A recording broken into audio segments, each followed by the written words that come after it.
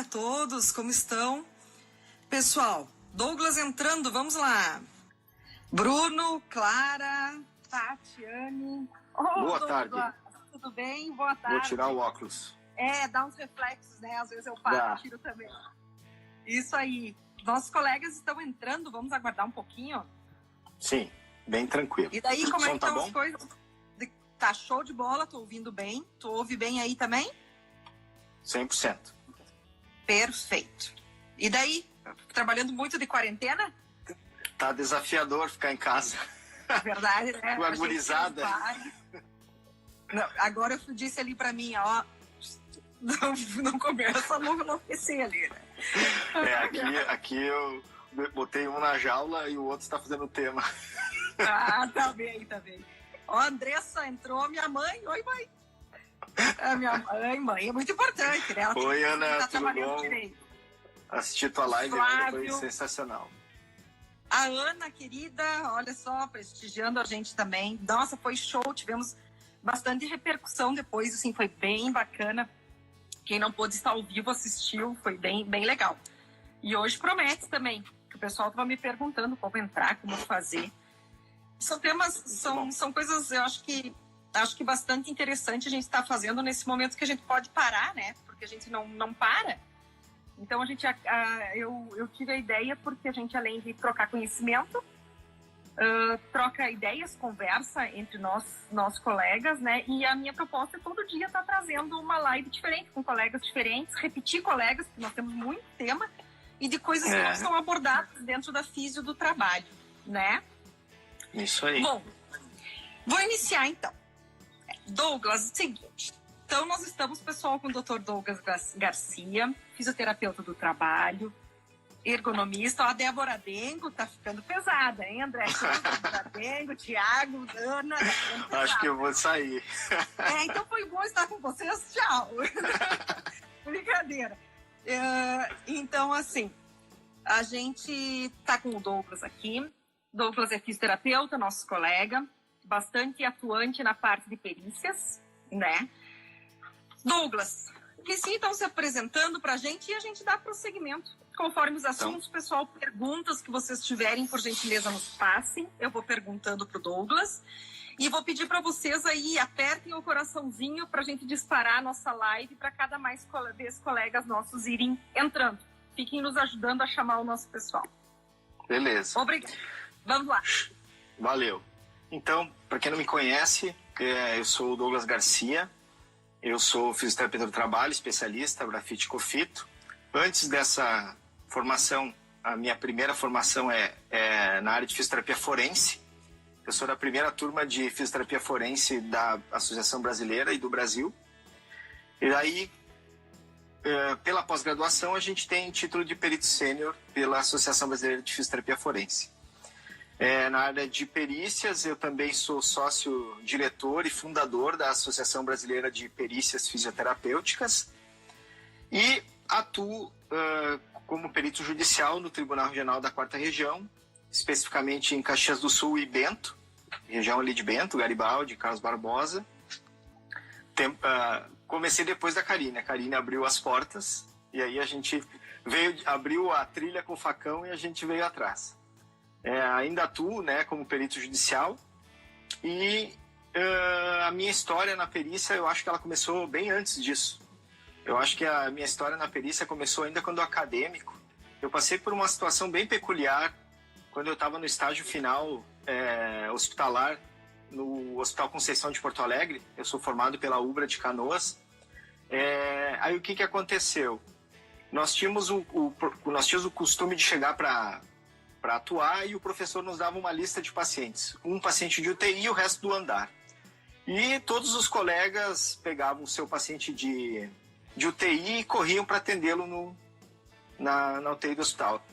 Isso gerava um tumulto muito grande dentro da UTI e eu observei com o tempo que o chefe da UTI então ficava muito estressado com aquele monte de fisioterapeuta lá disparando ventilador, enfim.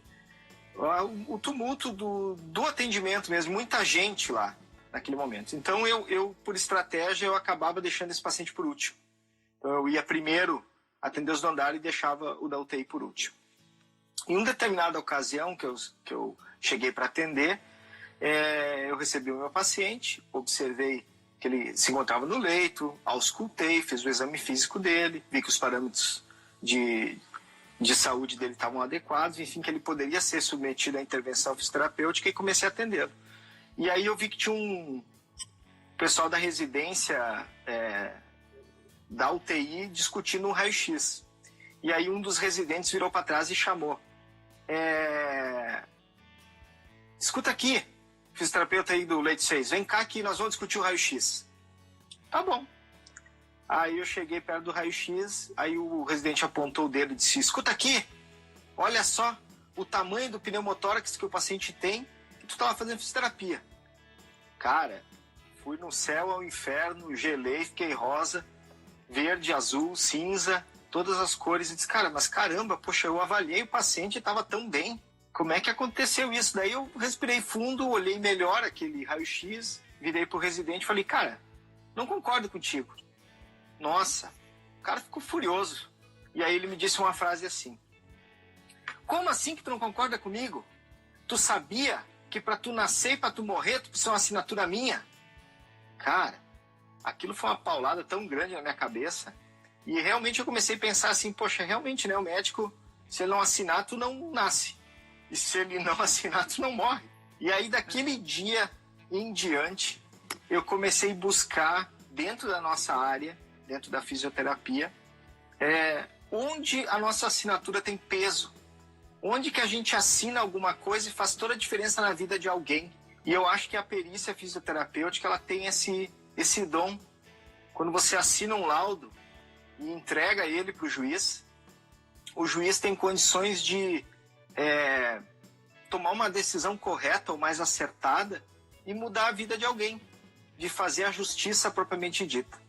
Então, quando eu conheci a perícia fisioterapêutica, que também é uma história inusitada, eu não acredito que eu não acredito no acaso, né? Que tudo seja por acaso. Exatamente. E aí, como é que eu conheci a perícia? Eu estava 6 meses, eu sou um fisioterapeuta que tem a carreira como qualquer um de nós. Começa no consultório, de repente trabalha numa clínica, trabalha no hospital, trabalha na clínica, no hospital e faz domicílio. Prefeitura, prefeitura, aquele ritmo frenético, trabalhando 14 horas por dia. E aí teve um período da minha vida que eu fiquei 6 meses trabalhando de domingo a domingo no hospital. Não tinha como trocar, nós éramos CNPJ, não é CLT, então você não trabalha, não recebe. E aí eu ganhei uma folga. Ah, que alegria, né? Ganhei uma folga e justamente na semana que eu ia folgar, eu recebi uma carta do CREFITO me convocando para as eleições para me ser o presidente da mesa. No domingo de folga. Que alegria, né? Alegrias. Cara, eu fiquei uma fúria, né? Tentei trocar e tal, mas o CREFITO foi irredutível. E o presidente da mesa tem que ir lá no Tribunal Regional do Trabalho, eleitoral, melhor dizendo, buscar a urna eletrônica, preparar a urna eletrônica, fazer toda aquela mão, né? No único domingo de folga. Eu disse, tá bom, vamos lá. E aí, fiquei participando das eleições lá. E aí, faltando uns 10 minutos para terminar a votação, chegou um colega que eu não conhecia. Conheço muita gente de Caxias, né? Mas aquele colega eu não conhecia. Na época, eu já participava da Associação dos Fisioterapeutas de Caxias. Eu disse, tá, mas quem que tu é? Ah, eu sou fulano. Mas tu trabalha onde? Ah, não, eu não trabalho aqui. O meu CREFITO está no Rio Grande do Sul, mas eu estou trabalhando em Joinville. Ah, legal, tu faz o quê? Perícia. Perícia? Largou a fisioterapia? Perguntei, né? Não. Perícia é dentro da área de fisioterapia. Isso foi em 2011. Só para situar no tempo. Cara, perícia? Da onde? Me explica mais. Não, a gente faz isso, faz aquilo outro. Fazia perícia ergonômica, na realidade. Tá, mas onde é que eu estudo isso? Me conta mais, eu quero saber. Aí ele pegou o telefone, fez uma ligação na minha frente e disse assim... Alguém atendeu do outro lado e disse... Ô, fulano. E essa pessoa que atendeu ele do outro lado é o professor Ricardo Wallace. Cara, encontrei um maluco aqui em Caxias do Sul que quer estudar perícia. Tu não manda um livro teu pra ele? Mando. Pega o endereço dele. Tá? Daí... Mas eu nem despretensiosamente, né? Eu nem esperava que fosse receber o livro, né? Oi, Carlos, tudo bom? Dr. Carlos entrou na live aí. O Omar também, grande fera Omar. O Omar também? Sim, Nossa olha senhora, só. Não, que tá calor. Pesado, tu te comporta aí, tu te comporta. Aí o que aconteceu? Tempos depois chegou o livro na minha casa. O livro de fisioterapia forense, que é um pequenininho. Vou pegar ele aqui. Esse livro aqui. Fisioterapia forense. É o primeiro, edição número 1. E quando eu li o livro, cara, abriu a minha cabeça para entender até onde a gente podia ir como fisioterapeuta. Onde é que a nossa assinatura alcançava. E aí eu comecei a estudar o livro, e aí na sequência, por acaso, né, saiu a primeira turma de fisioterapia forense, que já era num formato diferente, que era 3 módulos presenciais e 9 à distância. Eu fiquei preconceituoso, né? Mas enfim, o que acontece? Foi muito bom começar a aprender perícia nesse formato, porque a cada perícia que a gente faz, nós temos que estudar, e ser autodidata nesse momento é muito importante. As perícias não são iguais, né? Então, isso fez com que eu buscasse cada vez mais ingressar na área pericial e mergulhar de cabeça. Mas a live não é para falar do Douglas, né, perito, e sim para falar da perícia fisioterapêutica. Então, eu tenho um conceito na seguinte formatação. Até eu usei essa linha de raciocínio quando a gente teve a oportunidade de apresentar a perícia aqui na Câmara de Vereadores. Que quando o diagnóstico fisioterapêutico encontra a perícia, aí nasce a perícia fisioterapêutica. Então, a nossa perícia, ela nasce desse encontro, do nosso diagnóstico com a perícia propriamente dita. E aí, quando a gente fala e conversa com acadêmicos, com colegas que trabalham de maneira que a gente chama o generalista, talvez que atenda de todos um pedindo pouco. MAC, passando. Vamos fazer um jabá aí pro Carlos. Tô fazendo a rota do MAC, tô passando. Ô Carlos, como é que é o nome da... Também não. Tudo bem, a Gastone Tenório, foi minha aluna. Não, tem um pessoal, tem médicos aqui também. A minha irmã, legal. Você fez uma perícia com ela. Conheci a tua irmã. Tua irmã é gente finíssima. Tá, pesado. Depois vamos fazer um jabá aí pra loja do Carlos, especializada em produtos de mate. Cuia. O Omar aqui, isso aí, o Omar brincou aqui, olha o screw na parede lá. É verdade, é o screw do curso dele. Tá isso aí. Tá funcionando, professor. Veja que a semente bem plantada, tá funcionando. Tem alguns que é ainda do curso que não andaram, mas eu prometo que até o final do ano eles vão andar agora. Vai sair do lugar. Muito bem. Então, quando a gente conversa com Shima House, olha ali, ó, hashtag Shima House. Isso aí. Quando a gente fala do diagnóstico fisioterapêutico, às vezes os nossos colegas eles não têm dimensão aonde se encontra isso. Se a gente tem diagnóstico, da onde nasceu isso? E aí imediatamente a gente remete à resolução COFIT 80, de 1987. No artigo 1º, ela fala assim que é competência do fisioterapeuta elaborar a avaliação físico-funcional, compreendendo como, avaliação físico-funcional. Então, assim, o nosso diagnóstico, ele é após uma avaliação física-funcional.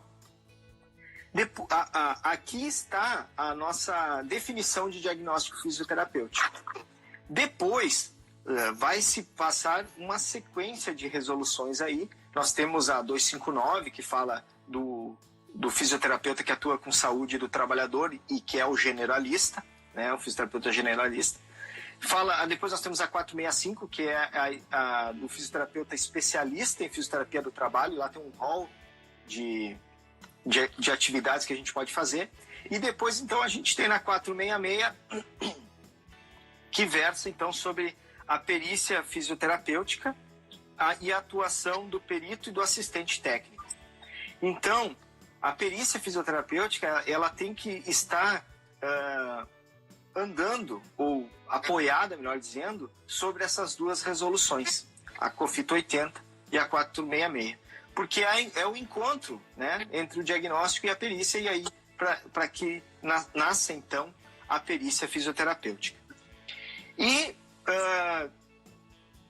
Na resolução 466, quando ela fala que ela dispõe sobre o perito e o assistente técnico, nós temos que, então, explicar e diferenciar, então, os papéis que o fisioterapeuta pode assumir, né, quando está auxiliando alguma das partes ou o próprio juízo na resolução de algum litígio. O perito sempre vai ser o profissional que assessora o juiz. Então, o juiz, quando a matéria de fato depende de alguma coisa técnica e científica, o assunto é técnico-científico, o novo Código de Processo Civil permite que ele se socorra de algum profissional com esse conhecimento para elucidar essa matéria. E aí, quando esse profissional é convocado a ingressar no processo, quando ele é nomeado, que é a palavra correta, ele se torna o perito. Para haver uma perícia, necessariamente é preciso que existam partes no processo.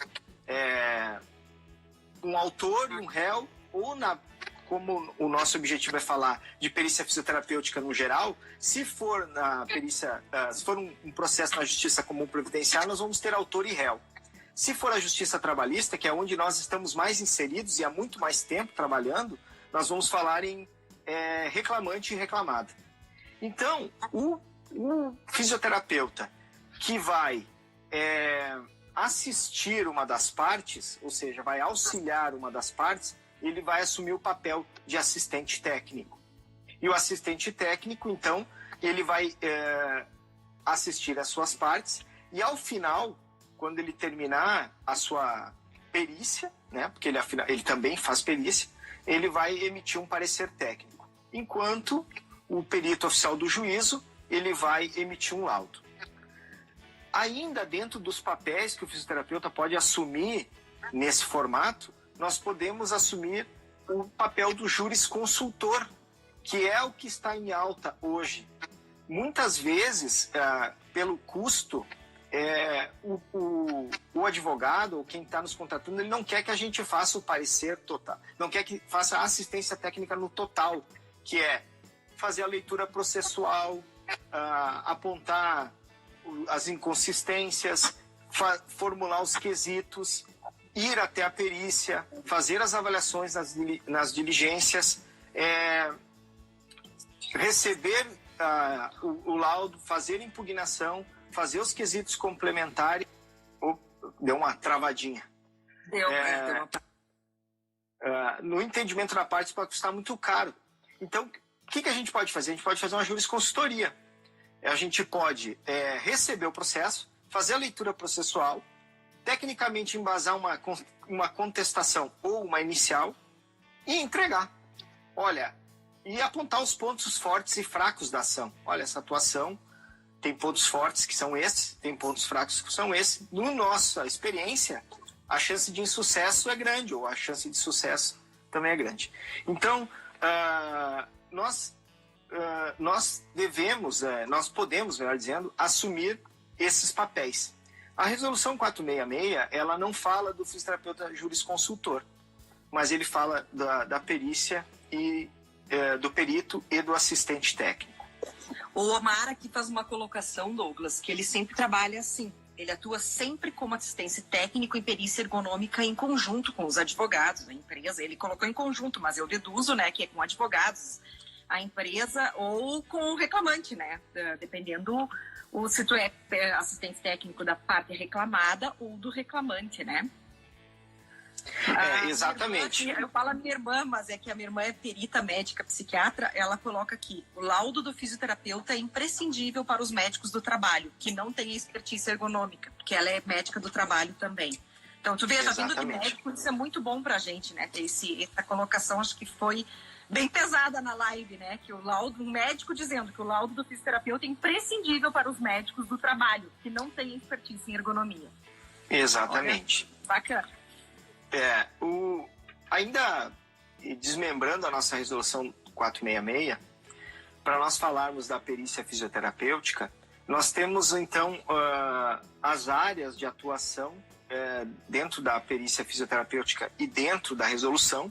E antes de nós chegar na perícia fisioterapêutica trabalhista, que ali nós vamos ter duas áreas de atuação e vamos separar na perícia ergonômica, vamos falar primeiro da perícia fisioterapêutica previdenciária. Nós não estamos inseridos como peritos judiciais nas varas federais da perícia previdenciária, na grande maioria dos estados. A gente sabe que existem colegas atuando como peritos do juízo em ações do INSS em alguns estados, mas aqui no Rio Grande do Sul eu não tenho notícia de que alguém tenha conseguido atuar nessa área previdenciária. Não conseguindo ser perito do juízo, não tem problema. Nós temos a opção de trabalhar com assistência técnica pro autor. Porque o INSS... Uma colocação importante aqui do Omar, olha, que por ter consultoria, muitas vezes os profissionais, né, e atender muitas empresas, atuar como perito pode gerar conflito de interesses. Então tem que ter um pouco de cuidado, né, nesse... Não que não dê para atuar das duas partes, né, Douglas? Mas temos que ter muito cuidado para não gerar esse conflito de interesse mesmo, né? Isso é muito importante. O perito, ele tem, na forma do Código de Processo Civil, ele tem que ser equidistante das partes. Ou seja, ele não pode... ele não pode ter interesse ou suspeição, que a gente chama, que é ser suspeito de ter interesse no que o processo está andando. Quando eu comecei a trabalhar na vara especializada aqui em Caxias, eu passei para o juiz uma lista de advogados e empresas as quais eu era consultor. E aí o juiz não me nomeia nessas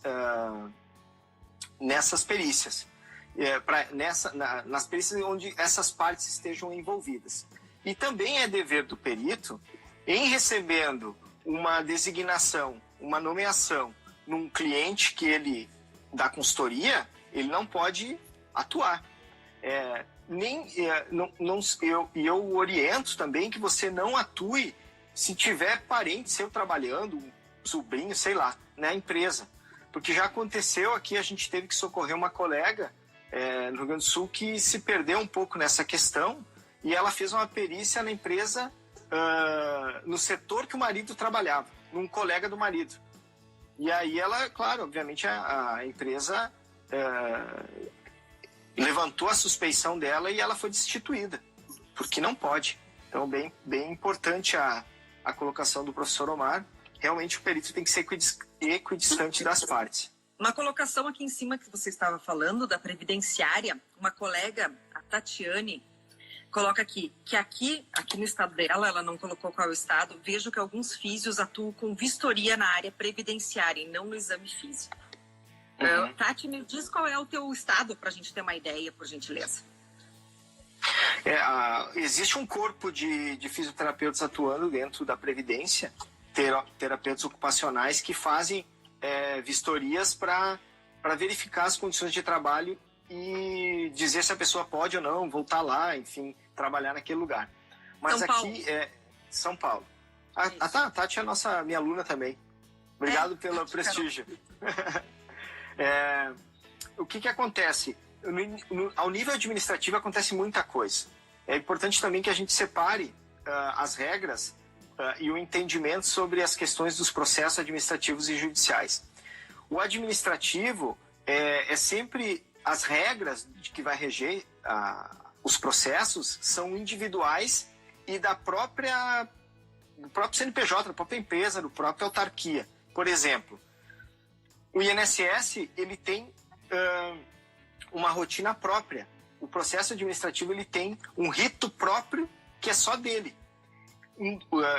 que é pautado, por exemplo, na perícia médica exclusiva e que o fisioterapeuta não pode adentrar no ato pericial dentro do INSS. Por quê? Porque as regras são do INSS. E aí o que acontece? Quando o paciente entende que houve uma injustiça em relação ao caso dele, ele pega aquele processo administrativo e leva para a esfera judicial. E na esfera judicial, então, as regras são ditadas pelo Código de Processo Civil. E o Código de Processo Civil, ele é claro em dizer que a perícia ela é técnica judicial. Ela não tem uma nômina específica, né? Ela não é perícia fisioterapêutica, ela não é perícia de engenharia, ela não é perícia ergonômica, ela não é perícia médica, ela é uma perícia técnica judicial. Tecnicamente se discute um assunto, um objeto. em se tratando de questões previdenciárias, o objeto da perícia quase sempre é funcionalidade. Então, nos compete atestar funcionalidade. Isso é nos resguardado por força de resolução e até a lei da criação do fisioterapeuta. Mas voltando ali na questão previdenciária, que nós estávamos falando então da atuação como assistente técnico, neste caso, eu vou dizer como eu atuo na área previdenciária. Eu acabei esse ano, em virtude da reforma trabalhista, houve uma queda muito grande nas perícias trabalhistas. Então, a gente precisa diversificar a nossa área de atuação pericial. Dentro disso, eu acabei indo para a área previdenciária, comecei a prospectar alguns advogados que trabalham com isso, e a minha forma de atuação é com jurisconsultoria e assistência técnica. Na parte de jurisconsultoria, eu recebo a documentação que o cliente tem, que o advogado recebeu, e pergunto para ele qual é a tese, né, para aposentar essa pessoa, para fazer com que ela tenha um auxílio-doença, para que ela receba então o benefício que ela está pleiteando. Aí o advogado vem e diz, minha tese vai ser essa. Bom, aí eu opino sobre a tese dele em relação aos documentos que ele tem, ou em relação aos exames que o paciente tem, a patologia que ele tem. Vou dar um exemplo.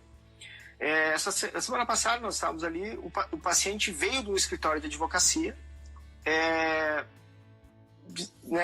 tentou se aposentar por invalidez ou pleitear o auxílio-doença, não me lembro agora, e foi negado. E aí eu peguei a documentação dele e olhei a peça inicial. O paciente então tem uma artrose severa da coluna lombar, tem discopatia degenerativa, tem hernia de disco, tem comprometimento de raiz nervosa, então realmente ele tem bastante deficiências estruturais e funcionais. E a peça inicial desse advogado era toda em cima dessas doenças, enfim, e que geraram essas incapacidades. Então, a tese toda em cima da coluna. O que aconteceu? Eu comecei a estudar o paciente um pouco melhor e resolvi, então, agendar uma consulta fisioterapêutica com esse paciente e entender um pouquinho melhor a história dele, porque realmente ele tem todo o perfil para conseguir um auxílio, mas ele não conseguiu. E aí, conversa vai, conversa vem, eu perguntei quais as opções de tratamento o seu ortopedista lhe deu. Eu disse, o meu tratamento tem que ser cirúrgico. Eu tenho que ser submetido a artrodese, porque eu tenho listese, porque eu tenho isso, porque eu tenho aquilo. Ótimo, por que você não faz cirurgia? Porque eu tenho um problema de coagulação. Sério, importante. Tem um distúrbio de coagulação muito importante. Então, ele não consegue ser operado. Então, a gente mudou a tese para tentar ajudar esse paciente. Ele não consegue resolver o problema ortopédico dele em virtude da doença de base, que é o distúrbio de coagulação. Então, ele não consegue ser submetido a uma cirurgia, por exemplo. Então, toda a tese foi montada em cima da doença de base, que seria o distúrbio de coagulação, que não permite que o paciente resolva os seus problemas ortopédicos e faz com que ele continue com deficiência funcional. Esse paciente conseguiu refazer a ação dele com outro enfoque na peça inicial. E na perícia, realmente o perito entendeu e a perícia foi bem favorável para ele nesse sentido. Então agora nós estamos esperando a sentença. Tudo está indicando que ele vai conseguir. Veja então a importância da jurisconsultoria. O advogado nunca ia conseguir fazer essa linha de raciocínio, de que antes do problema ortopédico ele tem uma outra doença que leva um efeito cascata. E contar essa história tecnicamente num parecer faz toda a diferença para o paciente. Então, quando a gente fala em perícia previdenciária, às vezes nós temos muito foco em fazer uma avaliação física e fazer um parecer. Mas estudar o caso, fazer a jurisconsultoria e entender e apontar para o advogado a melhor linha de raciocínio, a melhor oportunidade que ele vai ter é muito importante. Eu costumo dizer o seguinte: o dia que os advogados descobrirem que nós, fisioterapeutas, somos completos na capacidade de trazer argumentos para eles fazerem melhores ações e aumentar a taxa de sucesso, vai faltar fisioterapeuta. Porque são 1.100.000 advogados no Brasil. Pensa o mercado de trabalho que a gente tem. Então, na área previdenciária, a perícia fisioterapêutica previdenciária, ela é focada na jurisconsultoria e na avaliação física do indivíduo. Nós como assistentes, a gente acaba não indo no local de trabalho, né? E aí, qual é a diferença? Por que eu trouxe todo esse foco na perícia previdenciária? Para a gente trazer agora a diferença para a perícia trabalhista, por exemplo. Na perícia trabalhista, nós vamos ser nomeados em 2 oportunidades. Ou a gente vai... vou falar como nós estamos aqui no Rio Grande do Sul, porque a gente sabe que no Nordeste o fisioterapeuta faz tudo. Quando o juiz nomeia ele para uma perícia fisioterapêutica, cinético-funcional, ele já espera que o fisioterapeuta faça a perícia ergonômica também, no mesmo formato. Para nós, aqui no Rio Grande do Sul, ainda a gente não avançou nesse formato, a gente não conseguiu fazer as 2 perícias. A gente faz a perícia ergonômica, que é aquela no local de trabalho, que é aquela que vai estudar organização do trabalho. Aqui, ó, o Omar está dizendo, Douglas, assim, ó, que na região de Campinas, São Paulo, tem juiz pagando R$200 para fisioterapeuta acompanhar o médico na perícia ergonômica. O pessoal está dizendo que está tudo ok, que o William, o grande William está aí com a gente, está dizendo que está tudo certo. Professor, é inviável esse valor, não concordo, inclusive não é a realidade do Rio Grande do Sul. Aqui no Rio Grande do Sul, o juiz tem algumas posturas similares, não são iguais. Quando o reclamante perde a ação e ele está no benefício da justiça gratuita, o juiz sempre para nós paga o teto do que o tribunal paga, que é R$1.000,71 agora. Até o máximo, o tribunal, o teto, né? O juiz até o teto. Arbitra em 1.071, tá agora. 1.071 até agora, isso. O Omar tá falando aqui, ó, que o fisioterapeuta precisa aprender a cobrar, porque o médico cobra 3.500. E o físio tem que seguir a mesma prática. A Ana Thaís coloca: vejo a perícia previdenciária muito ligada ao parecer ADHOC. E dificilmente menos ADOC. E dificilmente menos negativa dos peritos previdenciários quando há um parecer desta modalidade. Sem dúvida, Ana. Realmente, a gente tem muito sucesso com o parecer ADOC para as questões previdenciárias, inclusive no nível administrativo, né? Nível administrativo, o médico recebe, se o parecer bem fundamentado, a Ana tem a mesma formação que nós em fisioterapia forense, então o parecer tem aquela formatação da BFF, que é um parecer super completo, realmente faz toda a diferença. Muitos assuntos a minha cabeça já perdeu aqui, agora eu vou voltar pro Omar. O Omar agora tá dizendo aqui também, ó, que na última que ele acompanhou não teve físio para acompanhar. Então você veja a carência dos nossos colegas, né? Às vezes, assim, ó, o que eu percebo, Douglas, né? Tu sabe que eu e você, a gente iniciou, você, a Ida aqui no Rio Grande do Sul, né? A gente iniciou essa parte. Você é a primeira, na verdade, né? Você que abriu o facão. Eu tô entrando, a facão, literalmente, eu tive que ser moldada, né? Não, mas assim, ó, o que a gente vê?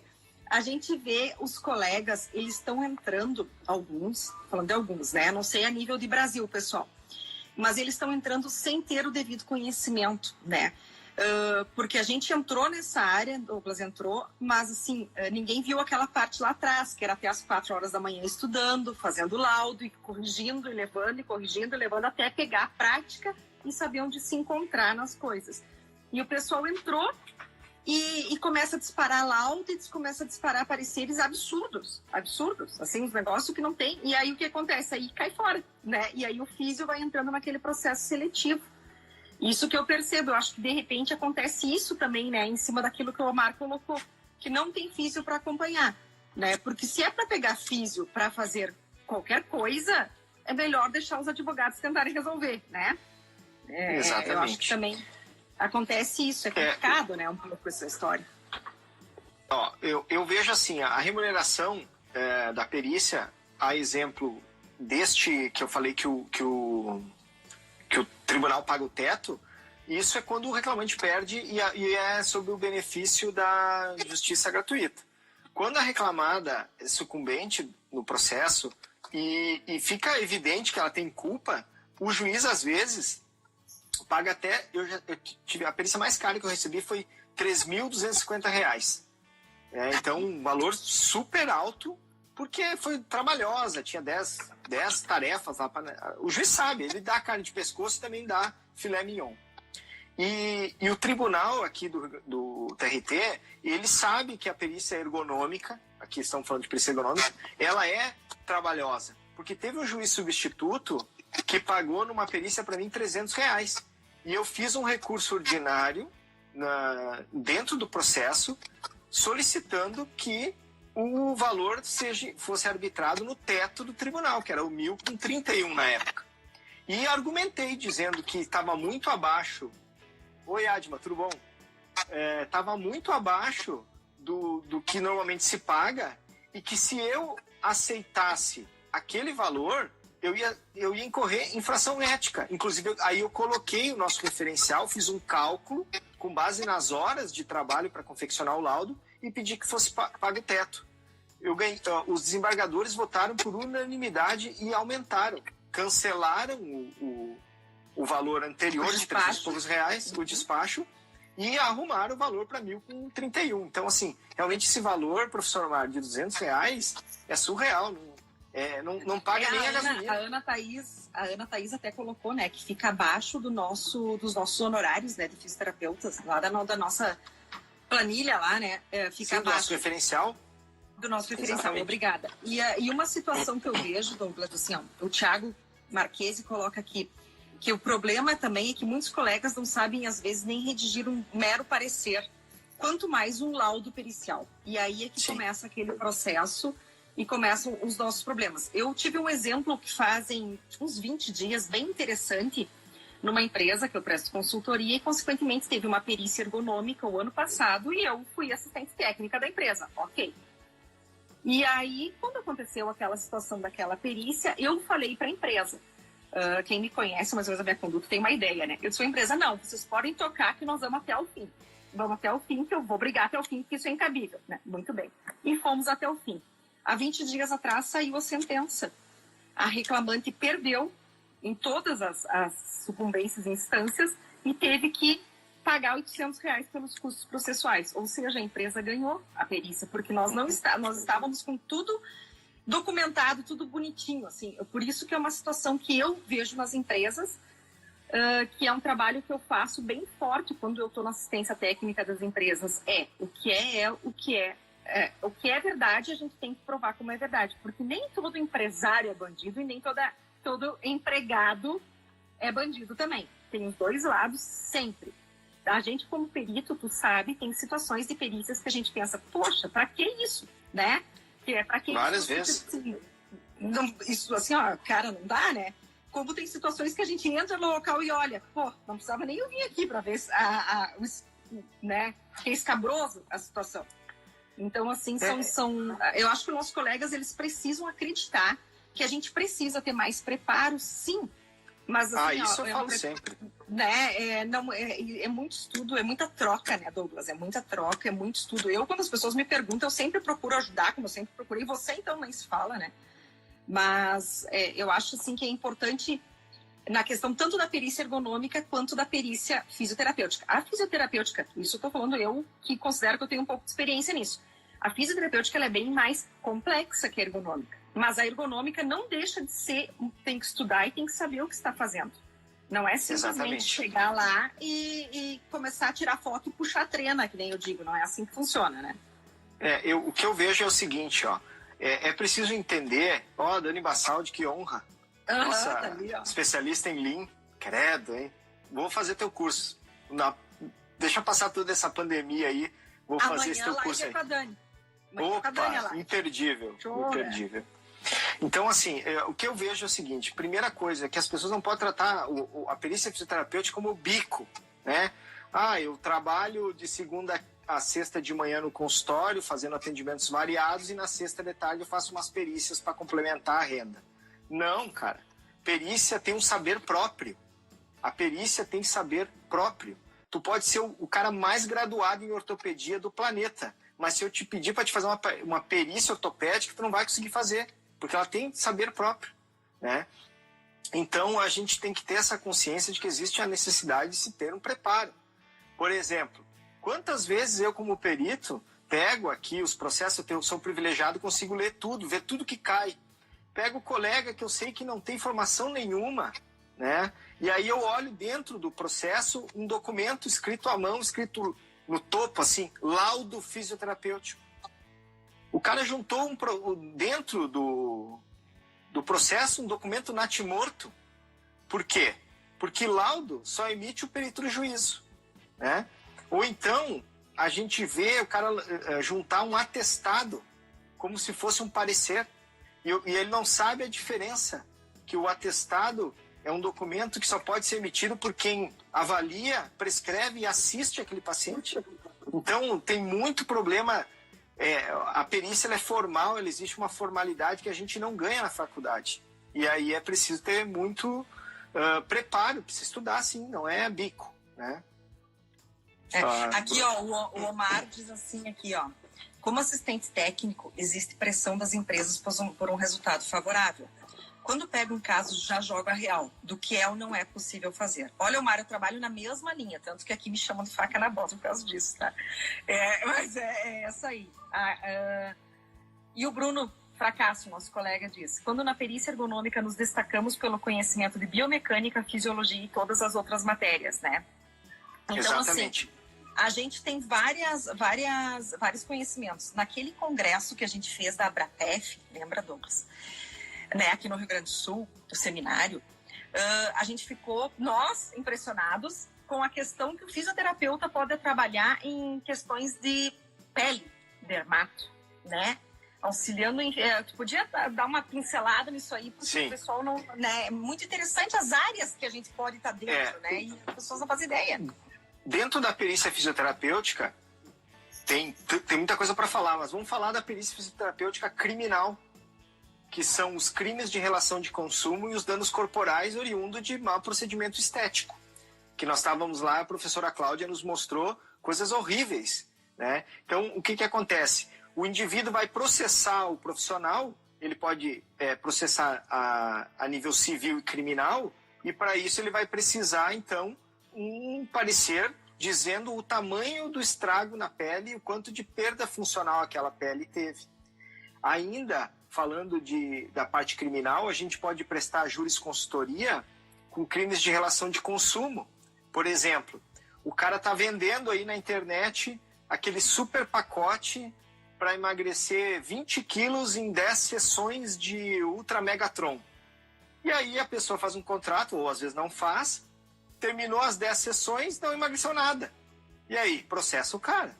Vai precisar um parecer de quem? Da gente, para dizer, ó, realmente o tratamento escolhido não ia resultar naquele resultado esperado. Perdão da redundância. Mas não ia ter a efetividade esperada.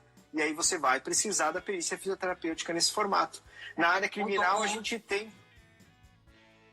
O Bruno está dizendo aqui para nós que as 15 especialidades do fisioterapeuta têm chancela de atuação pericial. Exatamente. A gente tem um artigo em todas as especialidades dizendo que o fisioterapeuta é apto a emitir laudo, parecer e atestado e participar das perícias. Então todas... Por isso que a perícia fisioterapêutica ela é transversal a todas as especialidades. Ela não pertence a uma delas. Só que ela tem saber próprio, né? Ela tem uma formatação própria. E voltando aí na questão criminal, nós temos as agressões pela Lei Maria da Penha, que o juiz pode pedir... Eu participei uma vez de uma ação criminal onde o juiz queria quantificar e qualificar a lesão da pessoa porque o marido era rico e ele queria que fosse indenizada essa pessoa. Então, foi feito um parecer para dizer o tamanho da lesão de ombro. Ela teve uma fratura de clavícula porque o cara deu com um taco nela, uma tacada no braço dela. Então, realmente, a gente tem muita área de atuação. Mas o nosso tempo está quase acabando e a gente nem falou as diferenças. Eu vou tentar só separar aqui, porque de repente alguém está assistindo e ficou, mas e aí, qual é a diferença? Vamos lá. A perícia fisioterapêutica ela tem um foco no indivíduo, na pessoa, na avaliação físico-funcional, no diagnóstico fisioterapêutico, que deve ser quantificado, qualificado e codificado pela CIF. Não sou obrigado a usar a CIF. É sim. Resolução 370. Lá diz o seguinte: os fisioterapeutas adotarão a CIF e os fisioterapeutas aplicarão a CIF depois dos seus respectivos diagnósticos. Então, a atuação, o documento final do fisioterapeuta, quando ele faz a perícia fisioterapêutica, independente de onde ela vai ser utilizada, o seu documento final, a sua conclusão, ela pode ser utilizada na área previdenciária, securitária, que é o DPVAT, e as outras seguradoras, pode ser utilizada nas questões criminais, no laudo de PCD, também, nas questões envolvendo isenções fiscais, e a trabalhista com o nexo causal e a quantificação da limitação da capacidade laboral. A perícia fisioterapêutica está nessas 5 partes. E aí nós temos separadamente a perícia ergonômica, que é focada no local de trabalho. É a inserção do trabalhador naquele local, e aí vai envolver as questões da organização do trabalho, ambiente, mobiliário, ferramental e tudo. Nossa, tem gente aqui que... Bom, os ergonomistas que estão presentes aqui sabem de cor e salteado. Então, a perícia ergonômica, quando o juiz pede para nós aqui no Rio Grande do Sul a perícia ergonômica, ele não quer que a gente avalie a pessoa, porque essa parte é a perícia fisioterapêutica ou cinesiológica funcional, como é o termo que está sendo utilizado aqui na vara especializada. O juiz, então, tem separado as perícias em 3. Ele pede uma perícia médica, onde o objetivo da perícia é tecer nexo causal e quantificar a limitação da capacidade pelo DPVAT. Ele pede uma perícia cinesiológica funcional, esperando a avaliação física do indivíduo, quantificando, qualificando e codificando pela CIF, dizendo o tamanho dessa repercussão das lesões, sem ter seu nexo, apesar de a gente ter toda a capacidade para tal, o juiz aqui não quer. Então, como a gente é o longa-mano, é uma extensão do pensamento dele, a gente não faz. E também a perícia ergonômica, que é focada no local de trabalho. E aí, com essas 3 provas, ele faz a sentença. Isso é muito importante para a gente, nós estarmos inseridos nesse formato, apesar de não ser o ideal, e às vezes até é bem mais caro o processo com 3 perícias. Mas sempre que um juiz pega um processo com doença ocupacional e ele não sabe como julgar aquilo, ele olha para a vara especializada. E na vara especializada tem essas perícias já elencadas, e aí o juiz vem tirar uma dúvida: tu vai poder pedir essas perícias aqui. Então, a perícia fisioterapêutica ela tem um foco no indivíduo, na pessoa, no diagnóstico, resolução COFIT 80, né, o diagnóstico fisioterapêutico, e a perícia ergonômica, então, no local de trabalho, especificamente ali, aquela onde você vai apontar tudo que você encontrou ali com um fulcro no que o cara está pedindo na peça inicial. Não é porque a perícia é ergonômica, a atividade. Na verdade, você vai fazer uma perícia, que é um ato transversal, que ele não tem um olhar longitudinal, ele tem um foco transversal, com fulcro, que a gente chama, no que o cara está pedindo na peça inicial. Então, ontem, por exemplo, eu até estava confeccionando um laudo aqui de facete plantar. Olhei a tarefa, a pessoa monitora uma máquina, ela tem diversas flexões de tronco muito ruins, teria um monte de fator de risco ali para questões envolvendo o tronco. Mas na peça inicial, o apontamento é de facete plantar. O que eu fiz? Eu fiz todos os apontamentos focado naquele segmento que ela está se queixando. Porque o próprio magistrado diz que se o advogado não sabe pedir, não é o perito que tem que opinar dizendo o que está errado. Senão vai brotar doença no processo, né? Então, a perícia ergonômica ela tem esse foco, então, naquilo que o cara está pedindo na peça inicial e na organização do local de trabalho. Douglas, o pessoal está comentando aqui, e um pedido da galera eu até puxei meus post-it aqui, né, para anotar. Quando tu vai ter um curso ou presencial, aí agora aqui já vem pela minha parte online, porque era um pessoal de Sorocaba pedindo, pessoal de fora, né? Quando tu vai fazer um curso a respeito do assunto, que o pessoal tem interesse em tá fazendo. Então, agora faz teu merchan aí, né?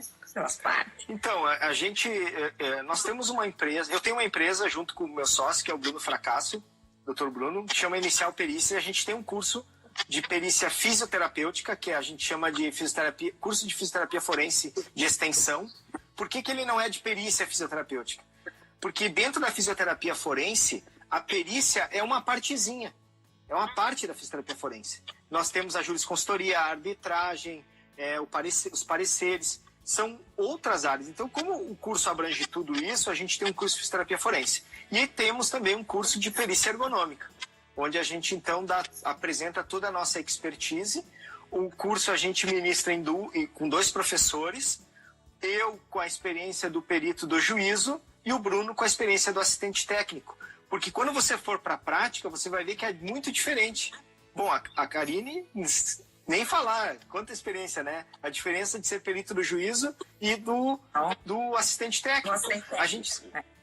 O professor Omar pontuou bem.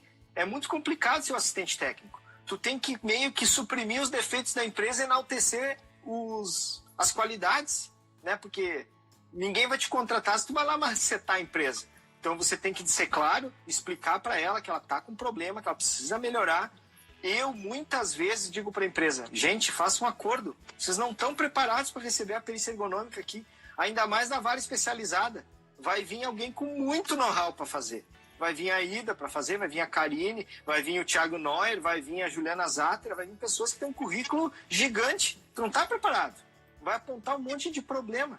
Então, a gente tem que ser realista, não é tem que ser realista. Só garantir o seu, porque tu pode, eu sempre digo para os colegas que me perguntam, né, Douglas, tu faz uma e tu dá problema, tu não faz mais nenhuma.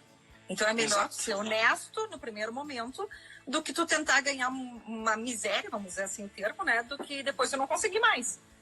Então, acho que as pessoas têm que parar com essa crença de só querer a grana, né? A gente precisa ter ciência do que tu está fazendo, né? Em relação ao curso, ele é móvel, a gente pode levar, não tem problema. Se havendo um público, a gente leva para Sorocaba, para São Paulo. Até a gente tentou levar ele para o ano passado. Poxa, como é que é o nome da cidade de São Paulo ali? Agora esqueci, mas enfim, eu posso levar para São Paulo. Online, eu não pensamos em montar online ainda, porque uma parte do curso a gente faz uma simulação de perícia, uma prática. Então eu levo um processo dessa grossura assim para o pessoal estudar o processo e eu sou o reclamante, eu atuo como um ator, né? Sou o reclamante, me vitimizo, faço toda aquela encenação às vezes que o cara faz e a gente cria as partes, né? Para confeccionar. Então fica um pouco complicado fazer online, mas podemos pensar no assunto. Douglas, o nosso mestre André aqui, ó. Lá vem uma agora. Só acho que vamos fechar com essa. Aquelas vamos dar tchau antes da pergunta. Não, olha lá. Como a perícia tem abordado as questões de adoecimento mental e que sua análise se distancia das questões biomecânicas dentro do recorte transversal que essa atua? Pois é, André, isso a gente já discutiu um monte lá no curso. Como o perito não pode emitir opinião pessoal, ele precisa tecnicamente embasar, e a gente não tem, assim, na ergonomia americana, digamos assim, ferramentas para quantificar isso. A gente tem o NASA e tal, fica muito complicado.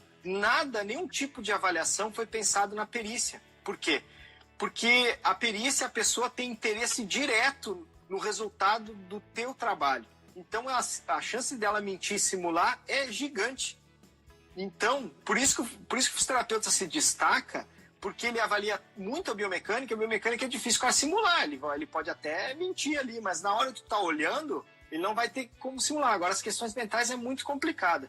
Eu vou te dizer que eu detesto fazer perícia de bancário, porque realmente eu fico super amarrado, eu acabo tendo que fazer pesquisa exploratória, puxando, assim, artigos, dizendo que os caras adoecem, mas eu dizer, como às vezes concluir fortemente sobre as questões mentais é muito complicado. né? Eu concordo com o Bruno, que o Bruno coloca aqui, né, Douglas, que não é a nossa expertise. Aqui a gente vê na nossa vara especializada em Caxias do Sul, que é a segunda do país, né? Que só tem 2, né? E uma é aqui.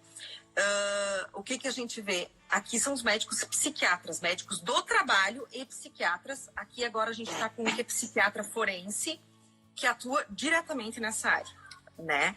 Porque são situações, até as empresas às vezes me perguntam, eu indico, né? Porque o médico do trabalho ou o psiquiatra forense, ele tem um diferencial justamente nisso aí, né? Em conseguir chegar o mais próximo se está havendo uma simulação, se não está vendo, se realmente foi ali o processo, que não é bem assim para a gente estar julgando, né? Exatamente. Então, assim, isso é bem... É claro que o ergonomista, ele tem essa... Ele pode... ele tem que investigar. O que acontece? Quando eu vou fazer uma perícia ergonômica, eu tento buscar 5 elementos principais para tentar ajudar o juiz, que é o tempo de exposição à postura inadequada, se tem imposição de força, se tem compressão mecânica dos tecidos, se tem repetitividade, se tem vibração. Esses são os 5 principais. Depois eu vou elencando outros problemas, monotonia, pressão por metros. Eu não deixo de dizer para o juiz que eu poderia. Agora, quantificar isso, quanto isso impactou na doença ocupacional do cara é muito complicado. Concordo totalmente com o Bruno ali, que não é a nossa área. É facinho de a gente receber uma impugnação ou dizer que tu opinou no laudo. Peço a destituição do juiz, aliás, do perito, porque ele opinou no laudo. Então é facinho. Infelizmente... Não, e como que a gente provaria, né, Douglas, numa situação dessas, a nossa expertise com uma avaliação de saúde mental? Né? E assim, de uma coisa específica. Outra, tem que entrar no prontuário do paciente, medicações. Acho que a gente vai muito além desse... Porque uma pessoa, eu vejo nas empresas, a pessoa que já está num acometimento mais amplo, ela, assim que a gente acompanha, a gente já tenta ir para uma psicologia, para terapia, enfim, para uma parte mais especializada, porque envolve outras situações, envolve a parte do domicílio, envolve, às vezes, relacionamentos fora da empresa, falando fora do trabalho, tem outras situações. Claro, e o trabalho. Quando é diagnosticado no trabalho, eu tenho um hospital que eu atendo que isso fica bem marcante. Quando é diagnosticado no trabalho, é muito mais fácil. É muito mais fácil da gente ver o problema, sabe? Agora, quando a pessoa traz de fora a situação e vem de outras questões, né?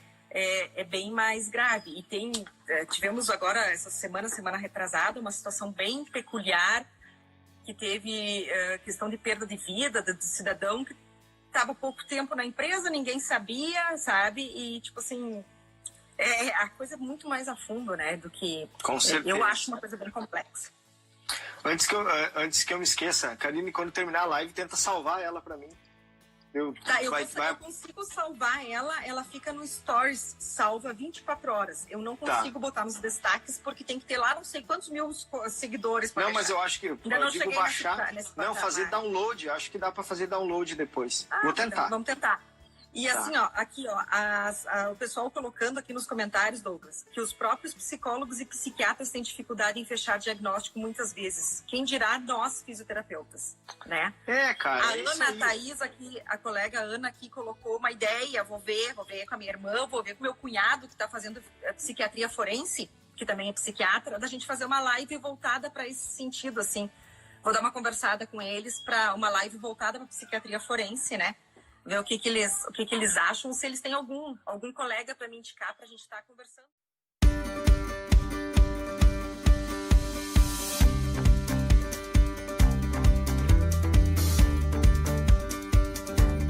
Meu Negócio é Saúde é um oferecimento de